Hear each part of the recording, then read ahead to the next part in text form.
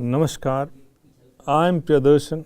You are welcome in State Council of Educational Research and Training, Patna. So children, we are again going to do the rest part of the story, The Portrait of a Lady. In the two previous episodes, we have seen two important phases of the story. The first phase begins in the village. नहीं, कहानी का जो पहला चरण है वह गांव से शुरू होता है. जिस तरह से लेखक की दादी लेखक के साथ गांव में रहती हैं, उसको तैयार करती हैं स्कूल जाने के लिए. फिर वो लोग स्कूल जो है मंदिर से बिल्कुल अटैच्ड है, तो वहीं जाते हैं दोनों. फिर वापस आते हैं, रास्ते में स्ट्रीट डॉग्स को जो चपाती लाते हैं उसे खिलाते भी हैं. सेकंड पार्ट सिटी का पार्ट. सिटी पार्ट में लेखक आता है दादी के साथ. वहाँ वो कन्वेंट में पढ़ता है, बस से स्कूल आता है, बस से भी जाता भी है वो, और मॉडर्न साइंस वगैरह की बातें करता है, उससे पढ़ते. तो एक ढंग से दादी और लेखक के बीच की जो दूरी है वह बढ़ रही है अब. तो in city life what we shall find the gulf in the relationship, the gulf between the grandson and the grandmother is increasing. दोनों के बीच दूरियां बढ़ती है शहर की ज़िंदगी में. Late us see the third phase of the story. तो स्टोरी का तीसरा चरण जो लास्ट चरण फेज है उसे भी हम देखते हैं. So this third phase begins when the author goes to the university. So the story begins like this. When I went up to university, जब मैं यूनिवर्सिटी गया, I was given a room of my own, तो मेरे अपने कमरे हो गए. The common link of friendship was snapped. दोस्ती की जो सामान्य कड़ी थी वह भी अब टूट गया. वो what was that common link? वह सामान्य कड़ी दोस्ती की क्या थी कि कम से कम गांव से जब वो शहर में आए एक कमरे में तो रहते थे. So now that thing is also gone and the author has got a room of his own. The common link of friendship was snapped. My grandmother accepted her seclusion. Seclusion is really a very interesting word. Seclusion, see.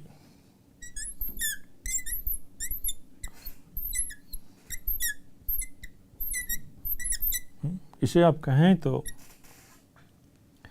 lonely कह सकते हैं, और हिंदी में कहें तो एकांत कह सकते हैं.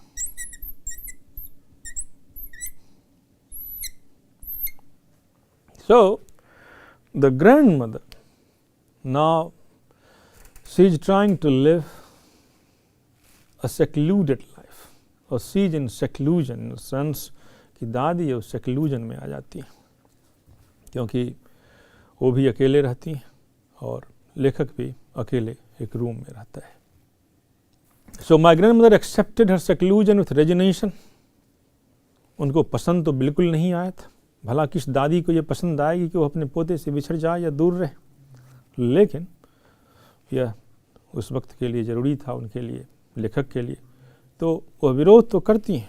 तो यह विरोध शाब्दिक विरोध नहीं होता है, उनको ये पसंद नहीं है, मन ही मन इस बात को वो रखती हैं, लेकिन उसे एक्सेप्ट करती हैं कि my grandmother accepted her seclusion with resignation. She rarely left her spinning wheel to talk to anyone. अब यहाँ जो है दादी अब क्या करती हैं कि अपने स्पिनिंग व्हील पर फोकस करती हैं.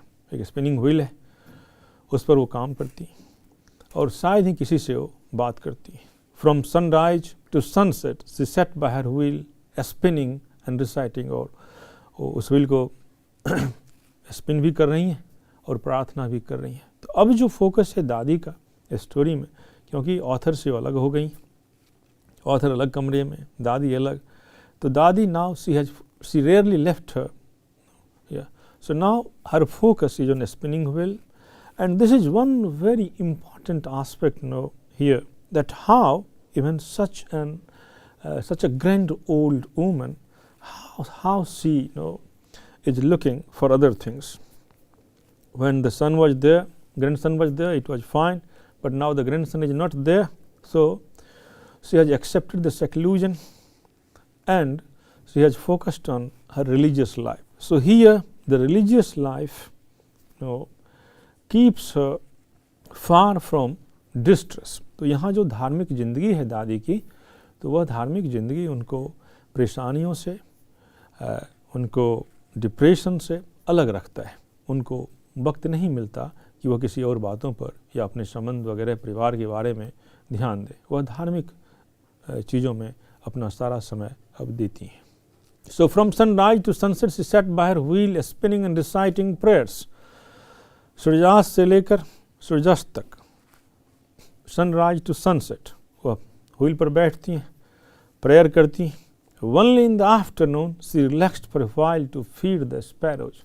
और सिर्फ दोपहर में थोड़ी देर के लिए वो रिलैक्स होती हैं। और उस रिलैक्स के टाइम में, उस फ्री टाइम में वो क्या करती हैं? तो उस फ्री टाइम में वो स्पैरोज को खिलाती हैं।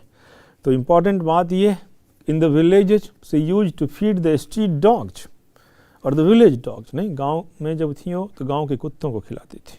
अब जब शहर में आई हैं, अपने पोते से दूर हो गई हैं, तो अब स्पैरोज को खिलाती हैं, प्रार्थना करती हैं।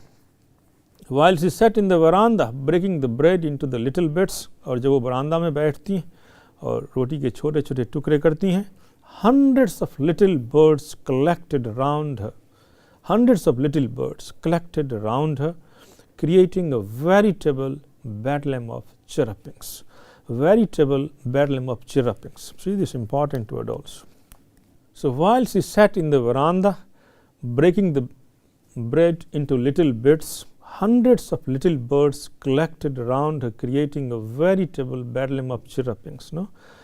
तो यह समझने की बात है कि जब सैकड़ों स्पैरोज आ जाते हैं, गौरैये आते हैं, तो एक कोलाहल मचाते हैं, एक शोर शराबा होता है। तो दैट शोर शराबा, दैट कोलाहल, that chaos, that noise, no, you can tell them the veritable bedlam of chirrupings. तो इसे आप वेरिटेबल bedlam of chirrupings कह सकते हैं, क्योंकि सैकड़ों स्पैरोज आ गए तो वह शोर शराबा कर रहे हैं। Some came and pitched on her legs, और कुछ तो ऐसे कि आते ही उनके पैरों पर बैठ जाती हैं। Others on her shoulders, दूसरे उनके कंधों पर बैठते हैं। Some even sat on her head, और कुछ तो ऐसे कि उनके सिर पे जाकर बैठता है। She smiled but never shooed them away.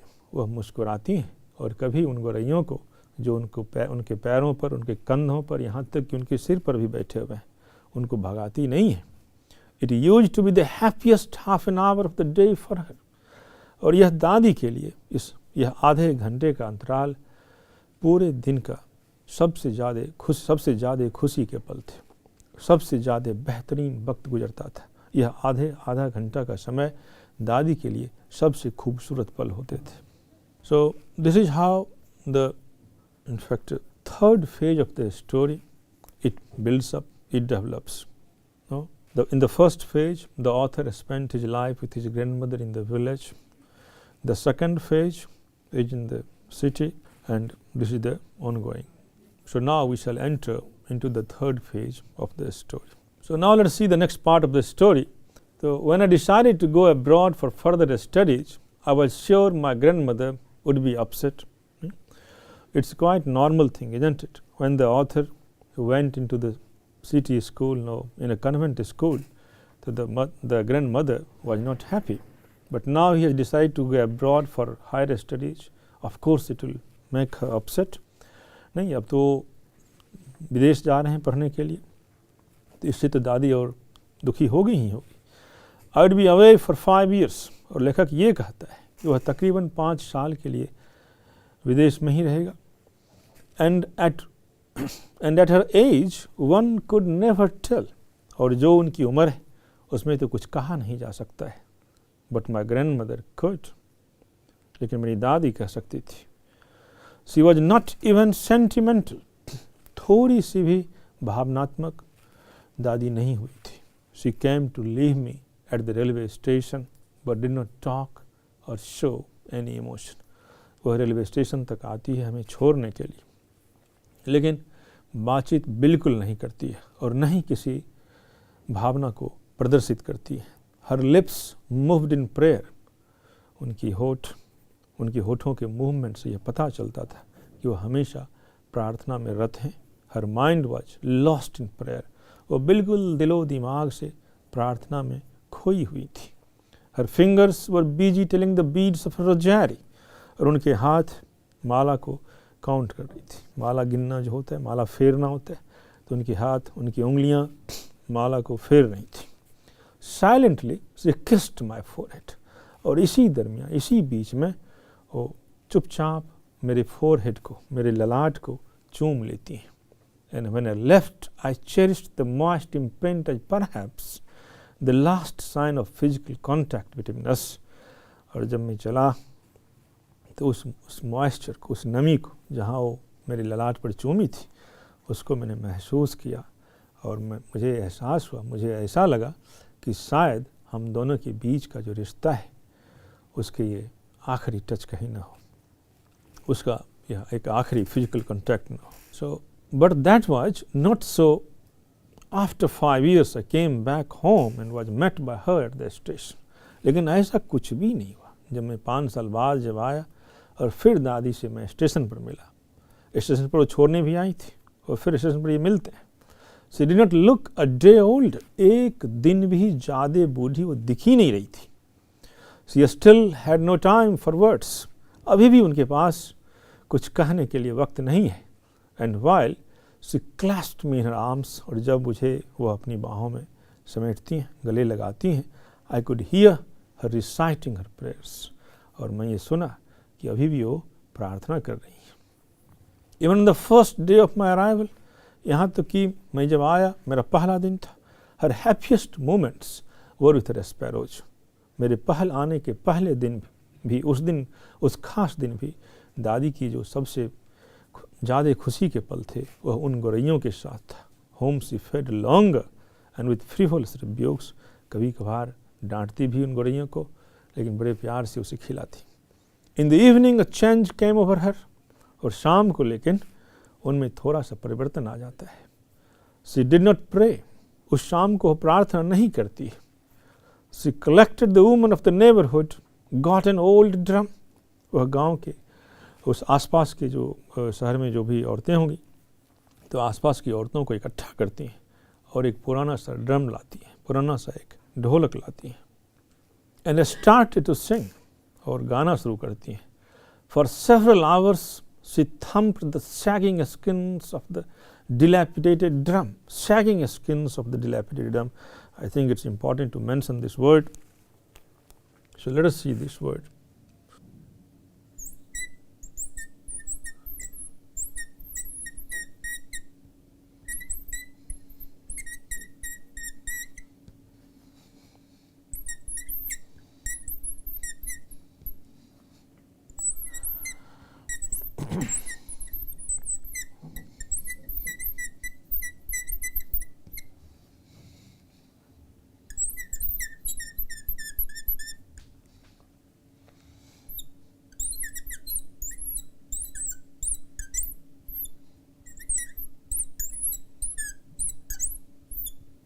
Yeah.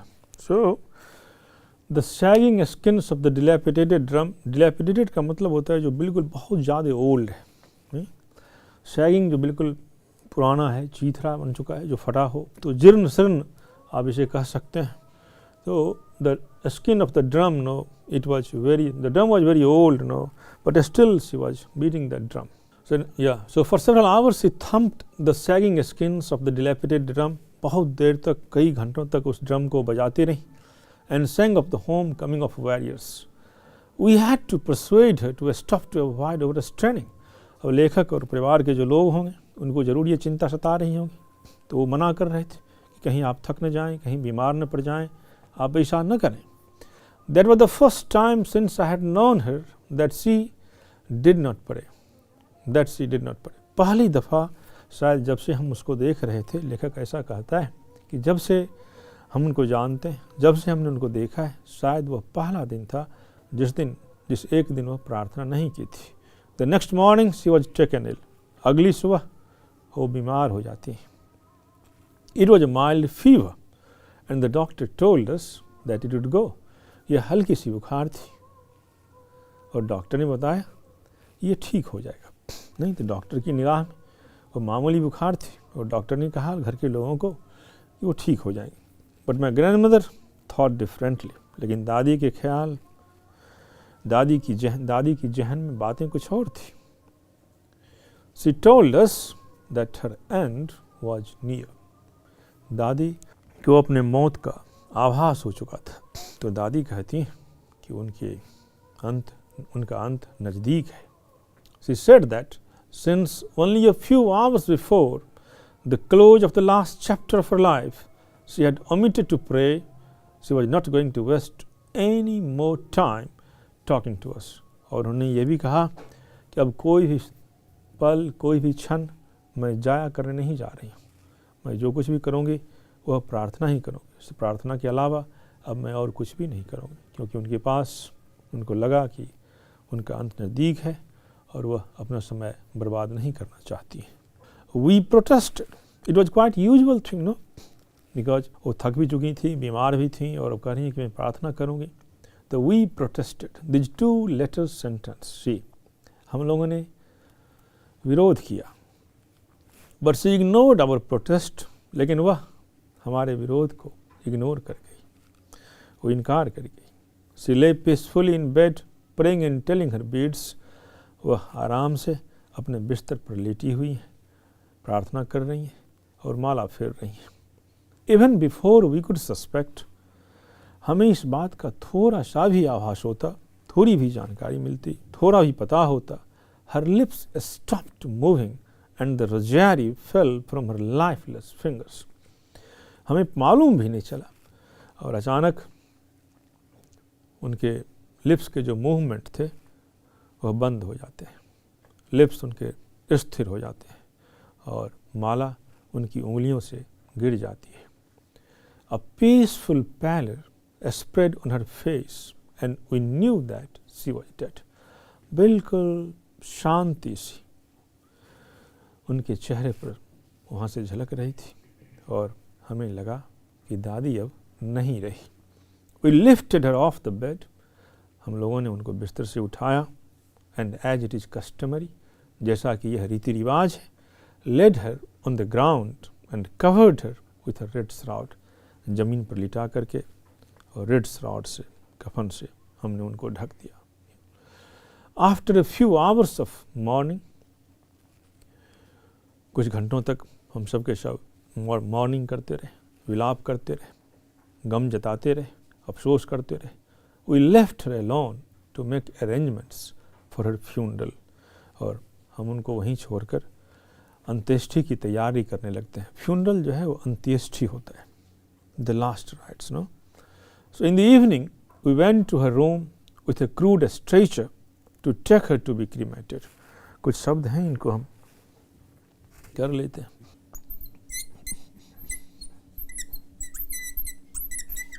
Funeral,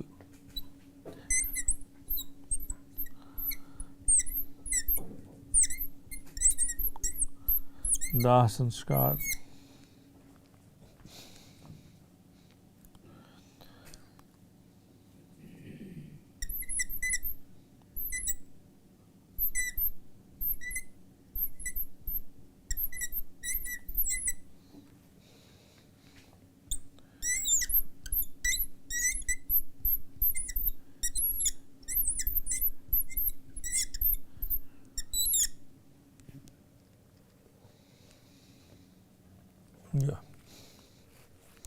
तो फ्यूनरल दाह संस्कार है, क्रीमेशन भी दूसरा वर्ड है इसके लिए, और मॉर्निंग विलाप करना, अफसोस करना। So after a few hours of mourning we left her alone to make arrangements. कुछ देर तक विलाप वगैरह करके, अफसोस जाहिर करके हम लोग अंत्येष्टि की तैयारी करने लगे। In the evening we went to her room with a crude stretcher, जिसे आप अर्थी कहते हैं, उसे crude stretcher, to take her to be cremated, और उनको वहाँ से उस अर्थी पर डालकर दाह संस्कार के लिए ले जाया जाता है। So the sun was setting and had lit her room and veranda with a blaze of golden light.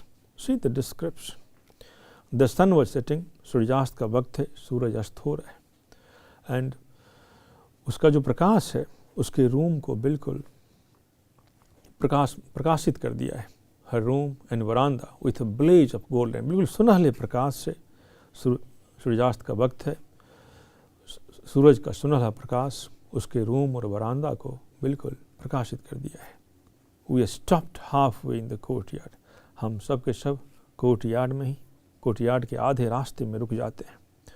All over the veranda and in her room, right up to where she lay dead and stiff, wrapped in the red shroud, thousands of sparrows sat scattered on the floor.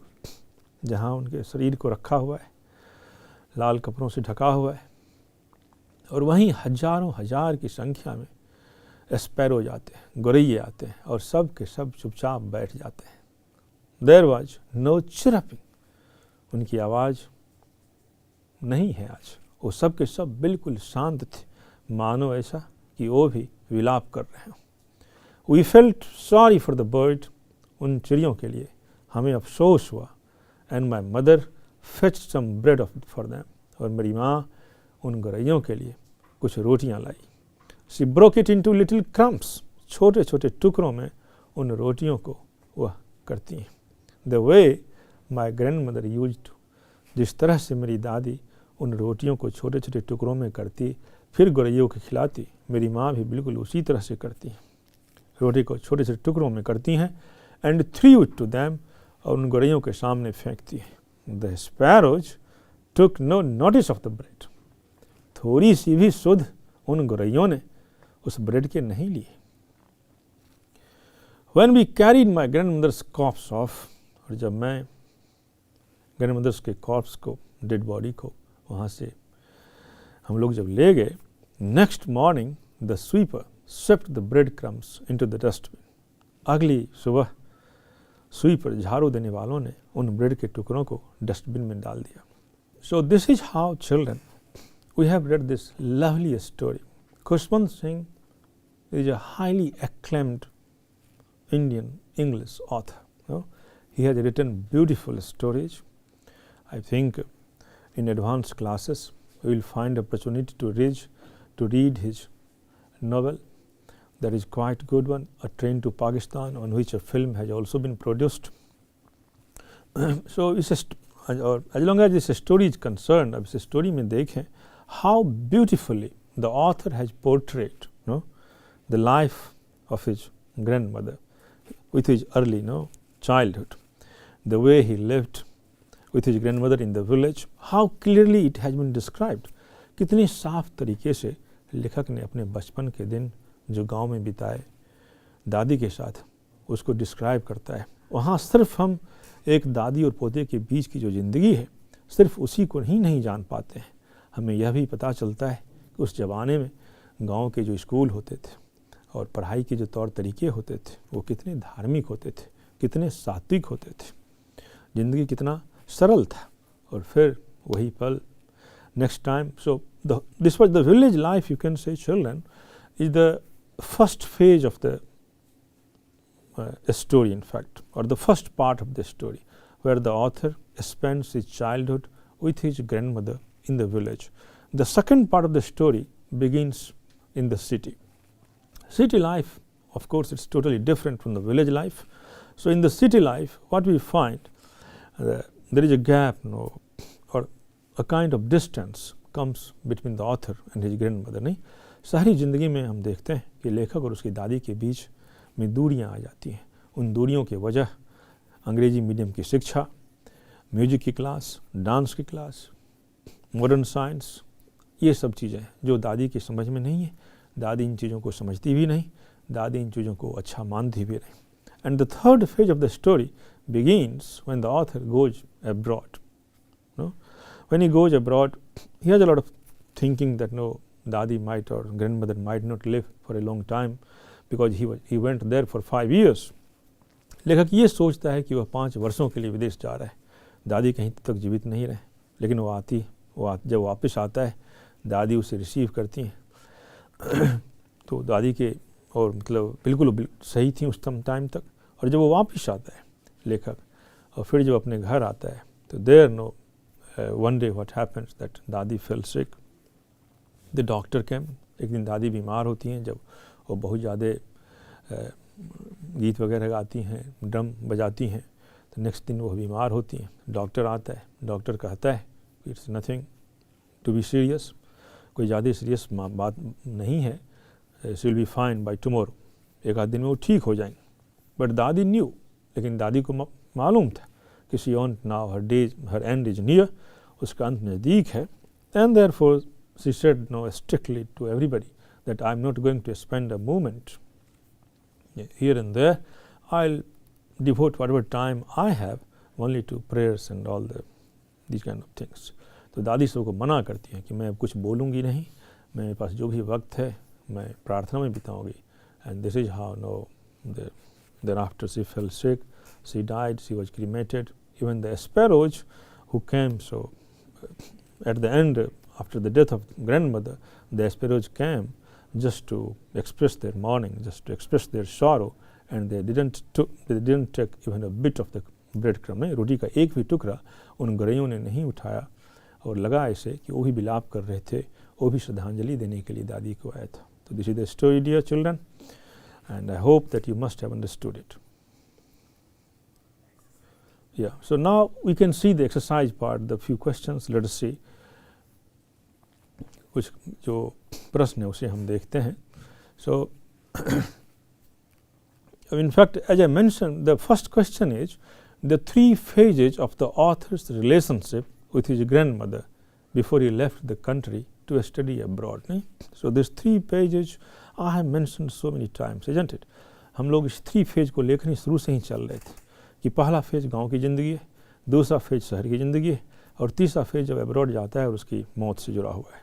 तो this is how the three phases of the story ends. The second story, three reasons why the author's grandmother was disturbed when he started going to the CTA school. So the question they are asking you, three reasons, the three reasons why the author's grandmother was disturbed when he started going to the school. The first reason is that the author goes into a convent school, he learns modern science. As he has mentioned in the story that he has learned the principles of Archimedes and the law of gravity, these kind of things. So these things were completely beyond the understanding, you can say, or these things she never approved. In fact, the grandmother never liked that her grandson should learn all these things. She expected the way they lived in the village. So she didn't like the study of modern science, English medium teaching, and thereafter the one last thing was there, that one day the author comes and he says that today we had a music lesson also, a dance lesson also. So that thing was the last thing which she disapproved. In fact, she didn't like that her son, because as she has mentioned already, that music has a lewd association. So music, dance, all these things were not for the gentle folk. This was the understanding of the grandmother, therefore she didn't like it. So the music lesson, the science education, the English medium school, all these things were not of her interest, were not of her likings. So therefore the grandmother didn't like that kind of education. So this is how children who have done the chapter. In fact, the chapter, as I said you, that in the beginning the chapter begins with the introduction of his grandmother and little bit introduction of his grandfather, because in the story later on we don't find anything about his grandfather, but the whole story is based upon his grandmother, and therefore the title of the story, The Portrait of a Lady, कि एक स्त्री का रेखा चित्र आप इसे हिंदी में अगर कहें तो, the portrait of A lady. So it's that sometimes they ask a question also to justify the title. So it's very much justified, because the whole story is all about the lady who is none other than the grandmother of the author. The story is divided into three phases. The first phase, it deals with the village life. The second phase deals with the city life, and the third phase deals with the end part of the life of the grandmother, where she dies and the story ends. नहीं, तो इस प्रकार से बच्चों कहानी तीन हिस्सों में बटे पड़े हैं. पहला कहानी का हिस्सा ग्रामीण जीवन से, दूसरा शहरी जीवन से, और तीसरे हिस्से में दादी की मौत होती है. तो I hope you must have got it quite well, and let's see.